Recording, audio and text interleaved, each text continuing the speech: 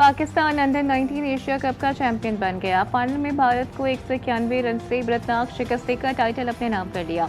कौमी टीम ने मुकर्ररा 50 ओवर्स में 8 विकेटों के नुकसान पर 347 रन स्कोर किए। पाकिस्तानी बैटर्स ने भारतीय बॉलर्स को खूब धोया। समीर मिन्हाज ने भारतीय बॉलर्स का भुरकस निकाल दिया। 172 रन की इनिंग्स खेली। पाकिस्तानी बॉलर्स ने भी भारतीय बैटिंग लाइनअप के परखचे उड़ा दिए। भारतीय टीम 348 रन के ताकुब के करीब भी ना पहुंच सकी और 156 रन पर ही ढेर हो गई।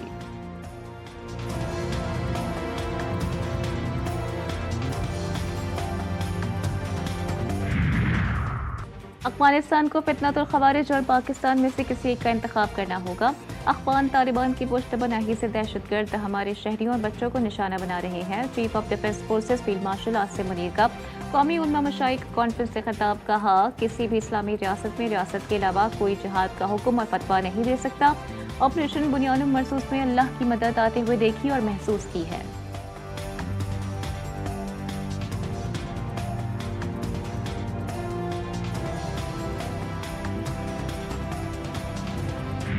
पाकिस्तान में रजमुल मुरज्जब का चांद नजर आ गया है। यकुम रजब मुरज्जब 22 दिसंबर को बरोज पीर को होगी, जबकि शब महराज 16 जनवरी को बरोज जुमे को होगी। सदर मुमलिकत आसिफ अली जरदारी का दौरा इराक का सदारती महल आमद पर गार्ड ऑफ ऑनर पेश किया गया। सदर जरदारी और इराकी हम मनसब के दरमियान 1-on-1 मुलाकात।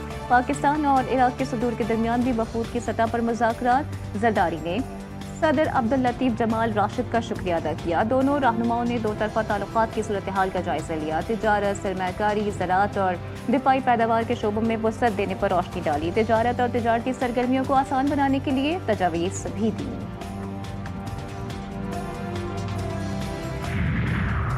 ईरानी सफीर रजा अमीरी मुकद्दम का सदर जरदारी की परवाज के पुरतपाक इस्तकबाल पर तशक्कुर का इजहार। ईरान ने सदर मुमलिकत के खैर सगाली पैगाम को दो तरफा ताल्लुकात के लिए अहम करार दिया। दो तरफा ताउन को नई बुलंदियों तक ले जाने की अज़्म का यादा। ईरानी सफीर ने कहा कि खित्ते में अमन, इस्तेहकाम और तरक्की दोनों ममालिक की मुश्तरका ख्वाहिश है।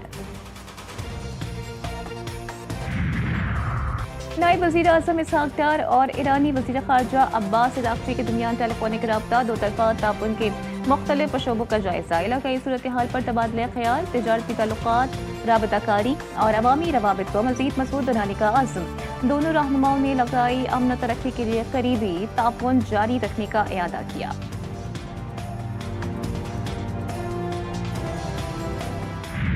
पाकिस्तान को आज एक सियासी मिसाक की ज़रूरत है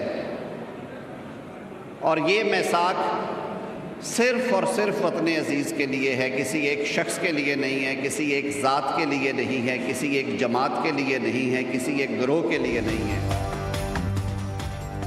आज मुल्क को फिर नेशनल डायलॉग की ज़रूरत है। सियासी और माशी इस्तेहकाम के बगैर कोई मुल्क आगे नहीं बढ़ सकता।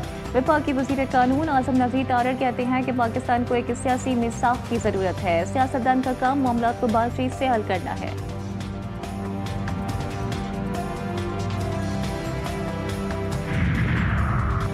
पीटीआई वाले हमें रगड़ा लगाने में लगे हुए थे। तहरीक इंसाफ कहती थी मुखालिफिन के सर कलम कर दो, नवाज शहबाज को रगड़ा लगाओ। मुस्लिम लीग नून के रहनुमा ख्वाजा साद रफीक ने कहा कि हम कहते थे ये रगड़ा खत्म होगा, फिर आपकी बारी आएगी। बदकिस्मती से वो बारी आ गई।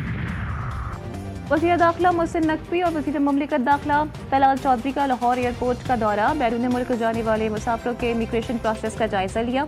इमिग्रेशन काउंटर पर FIA एहलकार को अच्छी कारकर्दगी पर शाबाश दी और हौसला अफजाई की। चंद मिनट में इमिग्रेशन का अमल मुकम्मल हो रहा है। मुसाफिरों की वफाकी वज़ीर से गुफ्तगू। मोहसिन नकवी ने कहा कि पाकिस्तान की इज्जत और आपकी सहूलत सबसे ज़्यादा अजीज़ है। किसी भी मुसाफिर को बिला जवाब सफ़र से नहीं रोका जाएगा। पाक बहरिया में दूसरे PNS खैबर की शमूलियत, अमीरुल बहर और तुर्क सदर की शिरकत। तकरीब इस्तांबुल के नेवल शिपयार्ड में हुई। तुर्किया के सदर रजब तैयब एर्दोगान ने कहा कि पाकिस्तान और तुर्किया में मिसाली बरादराना ताल्लुकात हैं। दिफाई शोबों में दोनों ममालिक में ताउन बढ़ाने की ज़रूरत है। एडमिरल नवेद अशरफ ने इस्तांबुल नेवल शिपयार्ड में जहाज़ों की मनसूबाबंदी, डिज़ाइन और तामीर में शराकत की तारीफ की।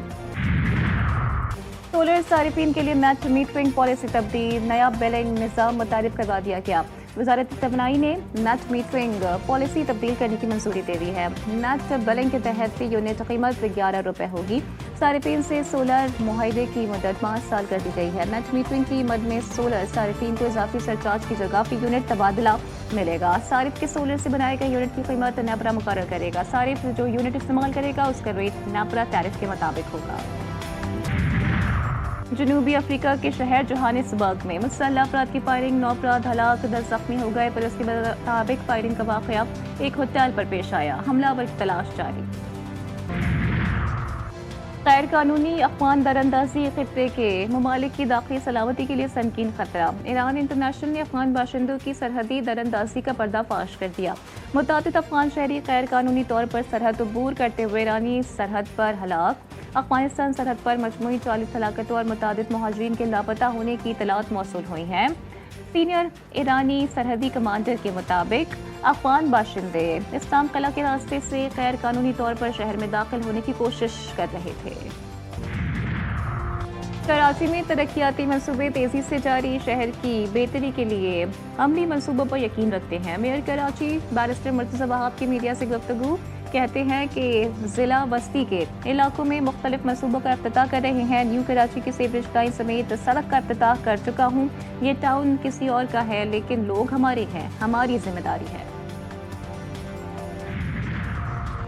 लाहौर में डीएसपी उस्मान हैदर केस में आम पेशरफ्त। कत्ल के मुकदमे में गिरफ्तार उस्मान हैदर का 4 रोज़ा जिस्मानी रिमांड मंजूर।